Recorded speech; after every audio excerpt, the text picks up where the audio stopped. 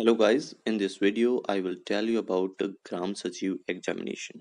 ग्राम सचिव एग्जामिनेशन की नई अपडेट के अनुसार 9th and 10th of January को ये एग्ज़ाम कंडक्ट किया जाएगा, बट ये इंफॉर्मेशन मे बी रूमर हो सकती है। एज यू कैन सी, जो HSSC की वेबसाइट है वो वहाँ पर ये लेटर अवेलेबल नहीं है, एज वेल एज कोई भी दैनिक भास्कर या फिर द ट्रिब्यून पे ऐसी एडवर्टाइजमेंट देखने को नहीं मिली है।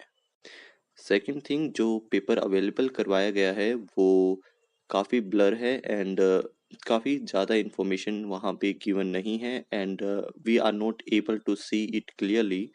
सो मे बी एक रूमर हो सकता है। If that will be available from HSSC website, we can follow it, and we should need to follow the official website of HSSC. If you feel this information is relevant to you, press the like button, and thank you for watching this video and giving your time. Thank you.